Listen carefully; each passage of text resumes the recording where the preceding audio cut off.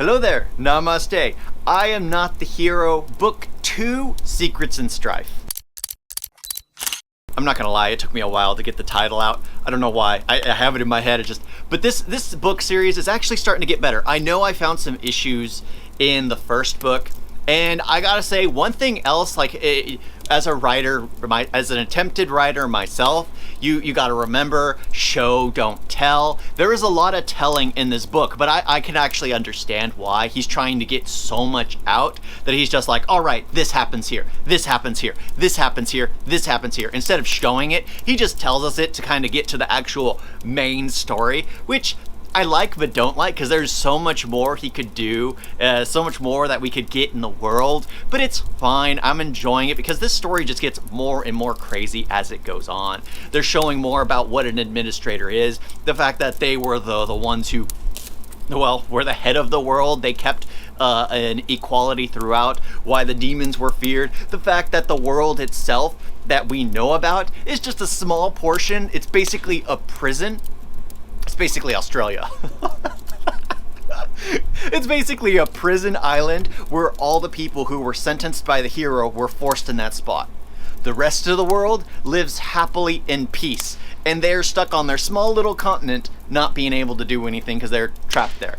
And I gotta say that's a pretty interesting way to do it, and I'm like, okay, I'm down with that. I'm okay. But the fact that he's learned all this power, the fact that he's doing so much more, D and O.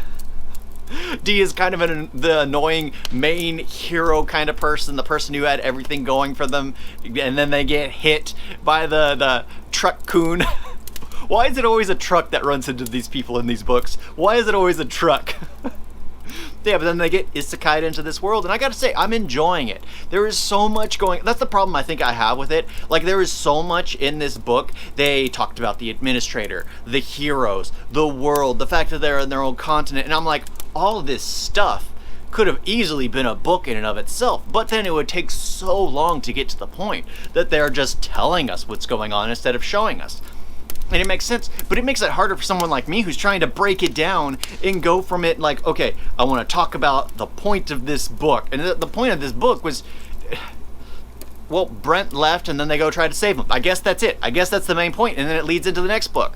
It's enjoyable. It's absolutely enjoyable to go through it, but I'm like, okay, there's so much meat in this thing. What? Give me some veggies. Give me an appetizer. Give me something, because it's just going straight on into the story. That it's just like there are so many story beats that it becomes difficult, because they're telling us everything that's going on, that we're brushing past everything. That there's just so much now, because our minds are like, okay, we were told this, we know what's going on, but we don't see it.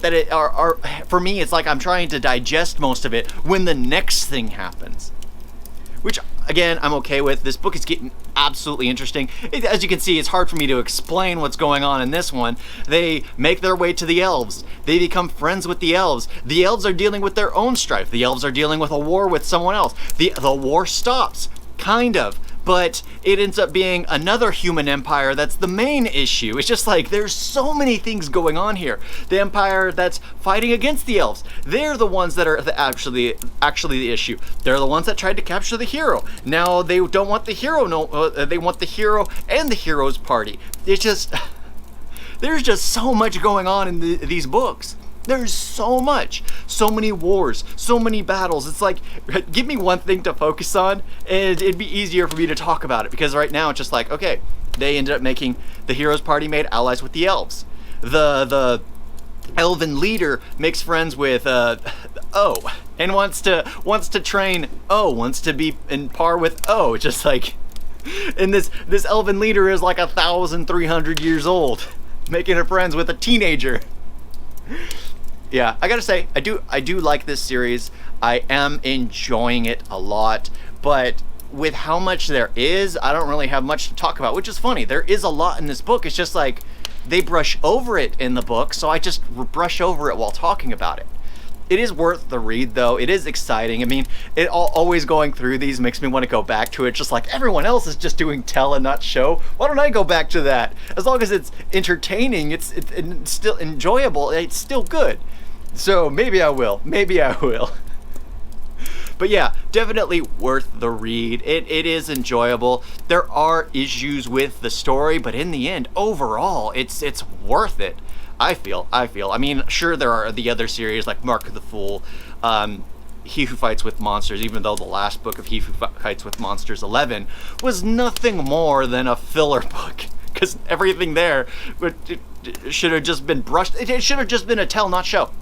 That book should have been like that. It should have just told us what was going on, like the last second part of that book.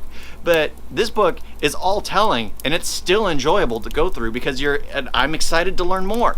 Even though it's a quick brush over everything, it's still exciting, for me at least. But I definitely recommend this series. It is worth it. If you like isekai books, this is one that's worth the read. I feel it is. Thank you all for watching. Talk to you next time. Doodles!